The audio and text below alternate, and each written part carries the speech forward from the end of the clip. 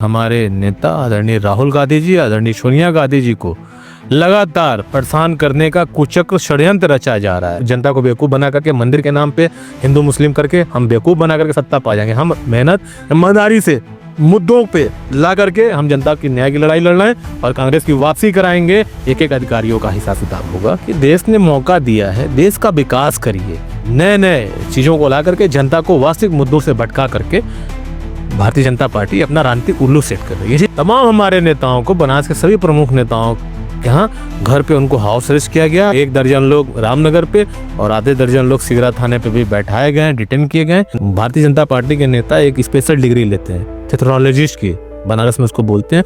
इनसे बड़ा थेथर भारतीय राजनीति में न कभी हुआ है, न आगे कभी होगा। कैसे कश्मीर में निहत्थे लोगों को मारा गया, उस पर सवाल न पूछ पाए। जनता सब समझ रही है, वक्त का इंतजार कर रही है और इनको वक्त पे माकूल जवाब देगी। इस तरह का दबाव बना करके वो गांधी को झुका देंगे। गांधी तो अंग्रेजों के सामने नहीं झुका, तो इनके सामने क्या झुके। भारतीय जनता पार्टी के अंदर अगर ईमानदारी होती, यहाँ प्रशासन आगे न करते, अभी यहाँ का भी बम फूटेगा। अभी उनको लग रहा है कि बिहार जीत करके राहुल गांधी के मनोबल को किस तरह षड्यंत्र करके जीते हैं, वो जनता के सामने है।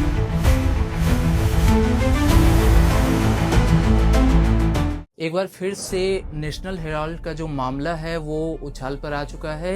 आपको बताते चले कि कल ही कोर्ट ने याचिका को खारिज कर दिया क्योंकि कोई भी एफआईआर उस पर कोर्ट को मिला नहीं है।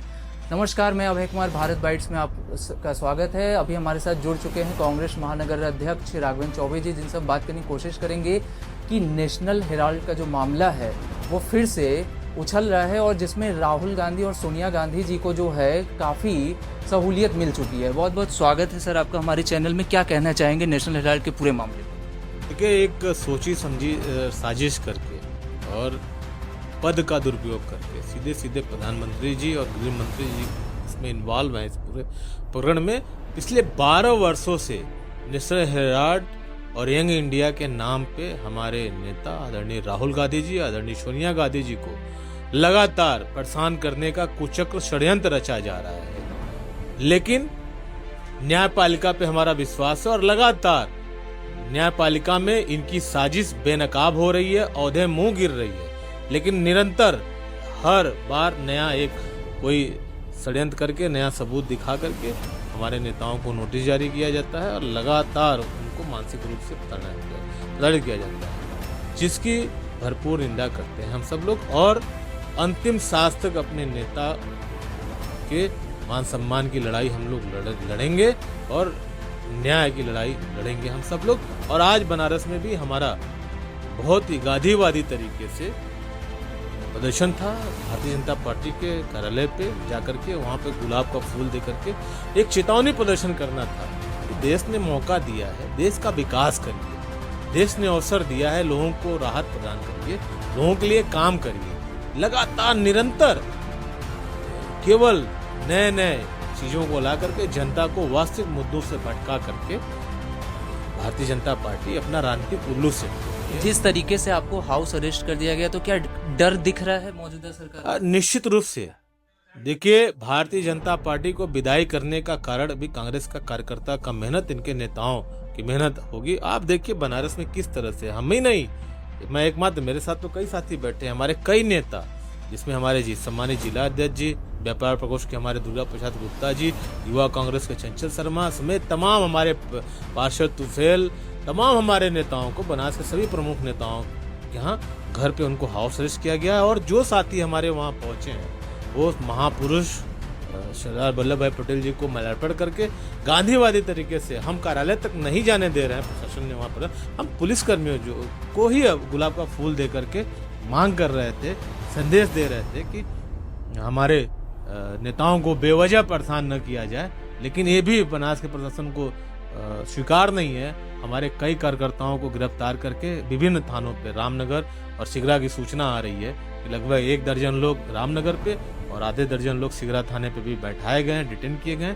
हम बात कर रहे हैं अधिकारियों से कि उनको रिहा किया जाए और इस तरह से अगर रोकने का काम किया जाएगा तो हम इसका और भी तरीका जाएगा। जिस तरीके से राष्ट्रीय प्रवक्ता बीजेपी के कल प्रेस कॉन्फ्रेंस करते हुए और कहते हैं कि कांग्रेस जो है को क्लीन चिट मिली नहीं है, वो झूठ मूठ का जो है फिर से सरकार को निशाने पर ला रही है। देखिए, भारतीय जनता पार्टी का प्रोपेगेंडा, मैं इनका जो सबसे बड़ा नाम है, आप सबको याद होगा कि जब पहली बार नरेंद्र मोदी जी प्रधानमंत्री बने थे, संसद में उन्होंने मनरेगा का स्मारक बनाने को लेके बयान दिया और बताया कि किस तरह से उसका स्मारक बना के उपहास उड़ाया कांग्रेस का उन्होंने भरी संसद में।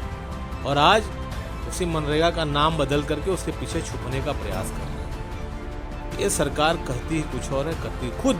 हो सकता है कल उनके नेतृत्व ने उनसे कहा इस तरह बोलने के लिए, सच्चाई स्वीकार नहीं कर। परसों ही उस आर्डर को उनको पढ़ना चाहिए। ईडी को फटकार लगाई गई है, सुप्रीम कोर्ट ने फटकार लगाया है कि आप साबित नहीं कर पा रहे हो और नया प्रपंच रच करके इस तरह आप मत आइए। फटकार लगी है और ये बोल कुछ और रहा है। भारतीय जनता पार्टी के नेता एक स्पेशल डिग्री लेते हैं, थेथरोलॉजिस्ट की, बनारस में उसको बोलते हैं। इनसे बड़ा थेथर भारतीय राजनीति में न कभी हुआ है, न आगे कभी होगा। प्रवक्ता साहब का ये भी कहना है कि डकैत्स ऑफ इटली, इस पर क्या कहते हैं? डकैत्स ऑफ इटली। आज जो पुलवामा का लोग सवाल न पूछ पाए, कैसे कश्मीर में निहत्थे लोगों को मारा गया उस पर सवाल न पूछ पाए, तो सरकारी भारतीय जनता पार्टी अपने प्रोड्यूसरों से पिक्चर बना करके कांग्रेस, अरे जिस घटना का धुरंधर का उल्लेख कर रहे हैं उसमें अटल बिहारी वाजपेयी की सरकार थी इस देश में और सारी चीजें इनके हाथ में थी। वहाँ अजीत डोभाल को हीरो बनाने का प्रयास किया जा रहा है। जनता सब समझ रही है, वक्त का इंतजार कर रही है और इनको वक्त पे माकूल जवाब देगा। अच्छा, नेशनल हेराल्ड मामले में आगे कांग्रेस की क्या रणनीति होगी और क्या कदम होगा? मुझे लग रहा है पिछले 4 वर्षों से बहुत ही निडरता से गांधी परिवार और कांग्रेस के लोग इस पूरे षड्यंत्र का सामना कर रहे हैं। हम जनता के बीच में जाएंगे, गांधीवादी तरीके से अपनी बात रखेंगे और इस देश की न्यायपालिका में हमें भरोसा है, हमको न्याय मिलता रहेगा जो पीछे भी मिल रहा है। और कुछ नहीं कर पाएंगे, केवल ये सोच रहे हैं इस तरह का दबाव बना करके वो गांधी को झुका देंगे। गांधी तो अंग्रेजों के सामने नहीं झुका, इनके सामने क्या। अच्छा, बीजेपी का ये भी बयान आया है इस पूरे मामले पर कि जहां पर कांग्रेस चुनाव जीतती है वहां चुनाव आयोग सही हो जाता है और जहां पर हारती है वहां चुनाव आयोग गलत होता है। तो एक वर्ड भी यूज किए प्रवक्ता साहब कि मीठा मीठा गपगप, आज जब कड़वा होता है तो थू थू करती है कांग्रेस। इस पर क्या?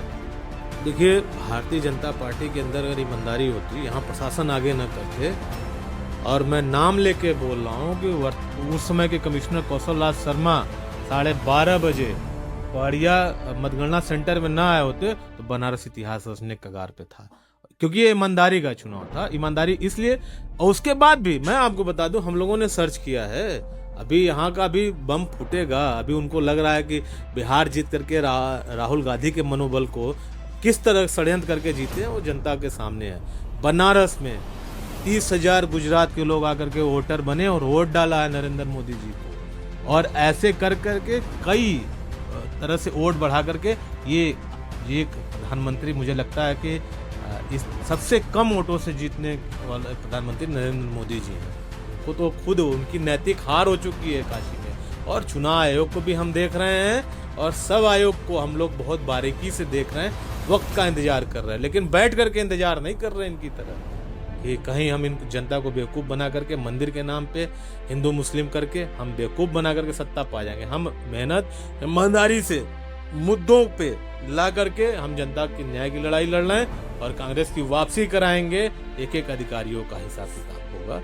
सब हमारे राहुल जी जो जैसे इन्होंने नियम बदल करके उन अधिकारियों को सुरक्षित करके अपने लिए काम करवा रहे हैं, वैसे ही नियम बदलेगा और अधिकारी किसके लिए काम करेंगे समय बताएगा। अच्छा, पूरे मामले पर ईडी के जो अधिवक्ता उनका भी बयान आया है कि ईडी अब जो है फिर से दायर करेगी और एक नया FIR इसमें दर्ज करेगी, तो इस पर क्या कहना चाहिए? ये षड्यंत्र है, ये षड्यंत्र है सोनिया जी को, राहुल गांधी जी को परेशान करने का।